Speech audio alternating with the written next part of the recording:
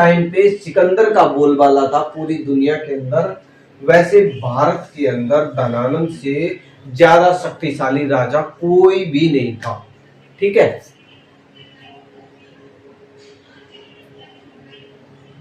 इस युद्ध के बाद, हाइडेस्पिस युद्ध के बाद, जब सिकंदर की सेना मतलब जाती है, वापस जाती है, ठीक है, 19 महीनों के बाद, युद्ध के बाद ये उत्तर की तरफ जाते हैं। ठीक है, ये उत्तर की तरफ जाते हैं, ये व्यास नदी पर जाकर पहुंच जाते हैं, व्यास नदी पर जाकर खड़े हो जाते हैं। और इसकी जो सेना है वो व्यास नदी को पार करने से मना कर देती है। क्यों मना कर देती है? क्योंकि जब ये व्यास नदी पर आते हैं ना, तो तब तक ये लगातार 10 वर्षों से युद्ध कर रहे थे भाई। सिकंदर की सेना लगातार 10 वर्षों से युद्ध कर रही थी और वो युद्ध से मतलब थक चुके थे। हर देश की जो अलग अलग जलवायु थे उससे उनका शरीर के अंदर बहुत सारे रोग लग गए थे। मतलब उनका जो शरीर था वो कमजोर हो चुका था, वो थक चुके थे। ठीक है, तो सिकंदर भाई सिकंदर फिर ये कहता है उनको, उनके अंदर जोश बढ़ने के लिए कहता है कि भाई आज है ना, मैं पूरी दुनिया से नहीं हारा बल्कि आप लोगों ने मेरे को हरा दिया है। मतलब मैं आप कायरों को ऐसा वर्ड बता रहा हूं। ठीक है, मैं आप जैसे कायर लोगों की वजह से हारा हूं। ठीक है, मेरा सपना है कि भी पूर्वी भारत को भी जीतना। ठीक, ये बात सिकंदर ने कही व्यास नदी पर पहुंचकर। ठीक है, और क्या क्या कारण थे कि भाई अलग अलग देशों की अलग अलग जलवायु। ठीक है, एक कारण तो ये था।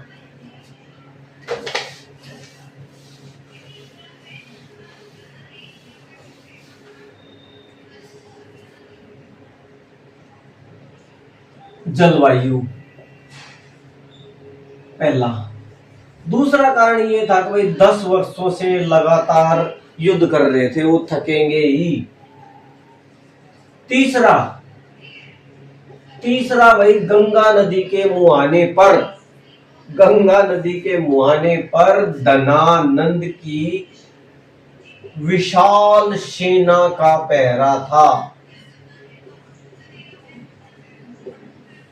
और मैं बताऊं उस टाइम पे, सिकंदर के टाइम पे भारत के अंदर धनानंद से ज्यादा शक्तिशाली राजा कोई भी नहीं था।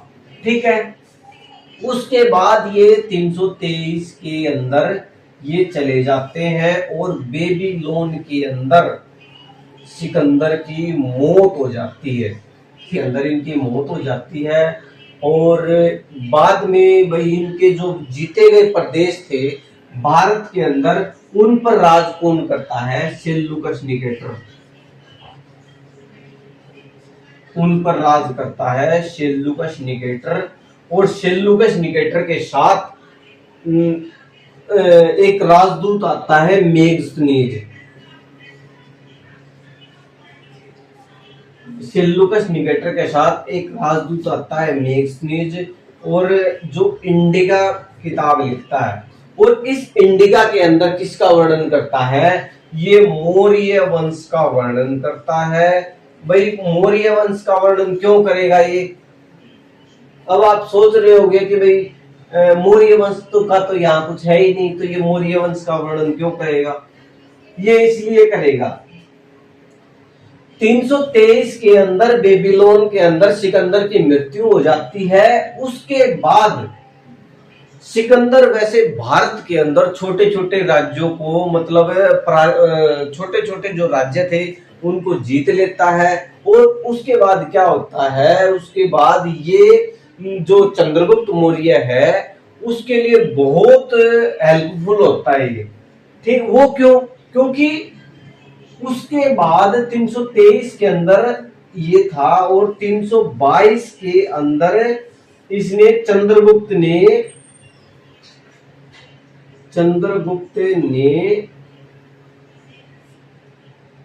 धनानंद को हरा दिया था भाई। तो सिकंदर ने बहुत मददगार काम किया इसके लिए, चंद्रगुप्त के लिए, और उसी वजह से चंद्रगुप्त धनानंद को हराने में सफल रहा। ठीक है, और जो छोटे छोटे राज्य थे उनको जल्दी से चंद्रगुप्त मौर्य ने अपने अधीन कर लिया, और 305 के अंदर, 305 ईसा पूर्व के अंदर चंद्रगुप्त और सेल्यूकस निकेटर का युद्ध होता है। सेल्यूकस निकेटर युद्ध को हार जाते हैं, फिर एक संधि करते हैं। संधि में ये काबुल, कंधार, हेरात जैसे प्रदेशों को इसको चंद्रगुप्त को सौंप देते हैं। ठीक है, ये छोटे छोटे जो प्रदेश थे जिनको किसने जीता था? सिकंदर ने जीता था। बहुत सारे प्रदेश चंद्रगुप्त को एज दहेज के रूप में मिल गए, और सेल्यूकस निकेटर ने ये तो दिए ही दिए, साथ में अपनी जो पुत्री थी एलना, भाई अपनी पुत्री एलना की शादी कर दी चंद्रगुप्त मौर्य से। सेल्यूकस निकेटर चंद्रगुप्त मौर्य से युद्ध हार जाता है। हारने के बाद वो एक संधि करता है। संधि में क्या करता है? वो सेल्यूकस निकेटर चंद्रगुप्त मौर्य को अपना दामाद बना लेता है, अपनी पुत्री की शादी चंद्रगुप्त मौर्य के साथ कर देता है, जिसका नाम एलना होता है, और साथ में काबुल, कंधार, हेरात जैसे प्रदेश चंद्रगुप्त को गिफ्ट कर देता है। उसके बदले में चंद्रगुप्त मौर्य क्या करता है? इसको 500 हाथी दे देता है कि ले जाओ, ये मेरी तरफ से गिफ्ट है। चंद्रगुप्त मौर्य 500 हाथी किसको गिफ्ट करता है? सेल्यूकस निकेटर को। ठीक है,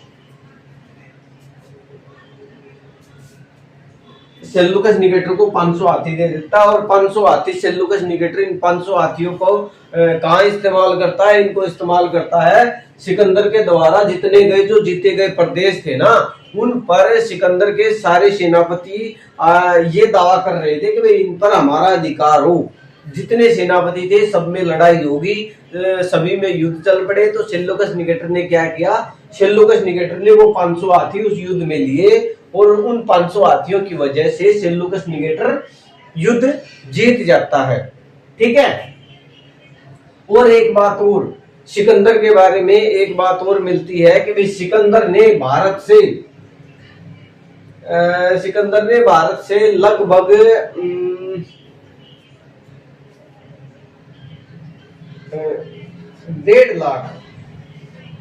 1.5 लाख बैल ग्रीस के लिए भेजे थे, और एक यूनानी इतिहासकार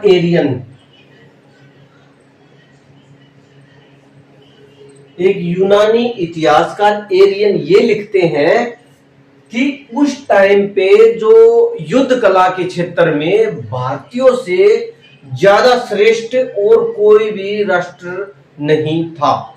ठीक है, ये बात किसने लिखी? एरियन इतिहासकार, जो कि यूनानी इतिहासकार था। ठीक है भाई, ये था थोड़ा सा सिकंदर के बारे में। भाई के बारे में एक जानकारी और मिलती है कि भाई इसका एक घोड़ा था जिसका नाम था बहुकेफला।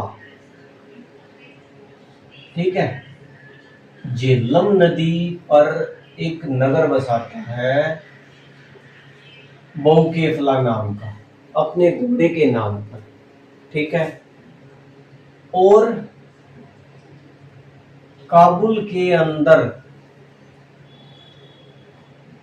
अलेक्जेंड्रिया और सिंध के अंदर अलेक्जेंडर